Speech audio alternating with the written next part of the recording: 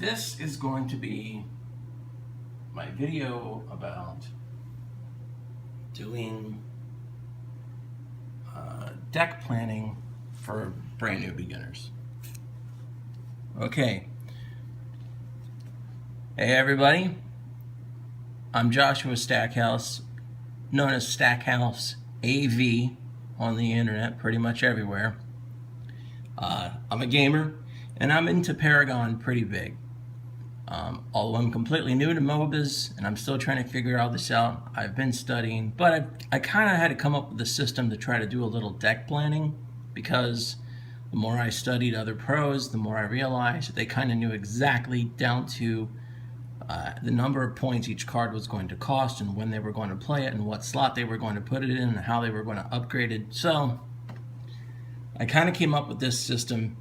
It's really just an idea. I could greatly use some feedback from you who find it interesting, but essentially what we have here is right here, you see starting, first time, 3 points. And of course these are all the slots, and then these are the passives. So for me, I'm right off the bat telling myself I want the Mega Siphon. Now this little guy here, when I put a circle around the bottom right, to me that's telling me that that is a slot that is not going to change for the rest of the game. Some of them, like this, the Scout Sword, you see I'll put a circle at the top right, which to me is like thinking I'm going to stack something on top of this, like if I was playing Magic the Gathering or something. So that will be replaced. Now you notice as I come down, I put an X here so that I know when I'm coming to my second pass that I'm already going to have something in that slot, but I still know that it's permanent, that I'm not going to replace it.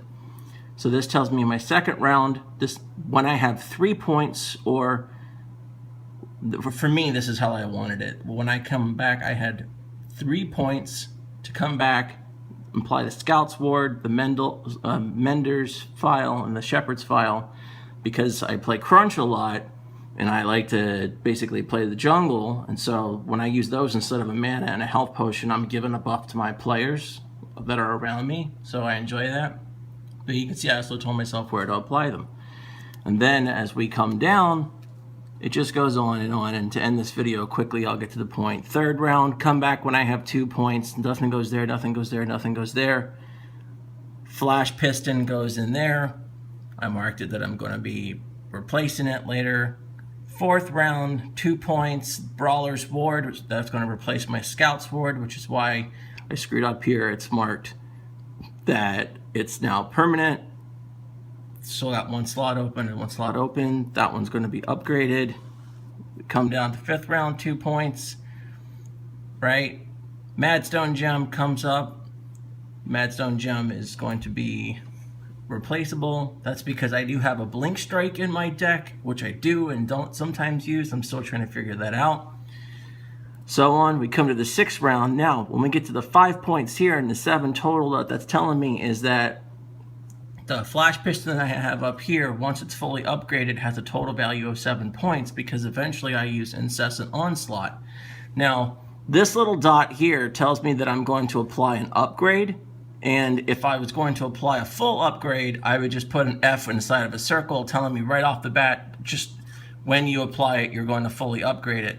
And then I get to my last line, come back when I have 2 more points, and then apply Incessant Onslaught. And from then on, it's just applying the same logic again and again. So that's kind of my little deck building system to keep track in order. And so far, it's actually improved my game a lot. The couple of games that I've played since I made this system, my team is dominating, and I think that has a lot more to do with the fact that I'm learning how to be a better jungler and be a map aware. I think it's Brita HD or Brita HD or something like that on YouTube.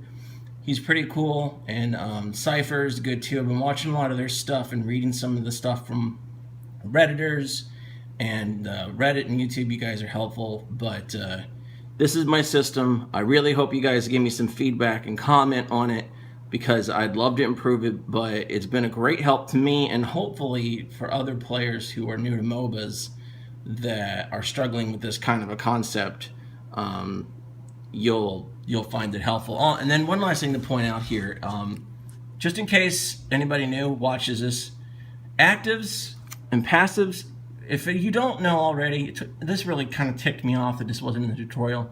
You can put passives in any one of the 6 slots. The only thing to know is that if you can't put an active over here unless the UI changes. But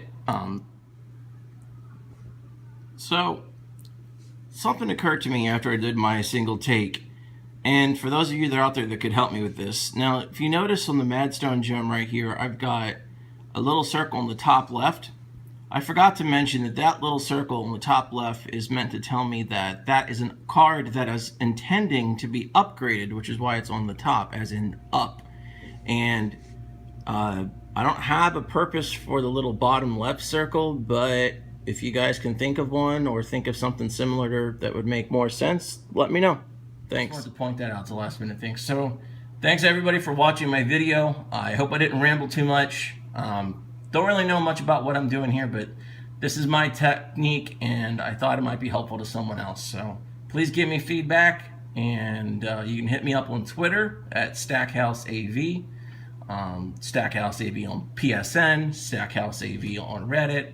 StackhouseAV anywhere on the internet is going to be me. So thanks a lot and have a nice day.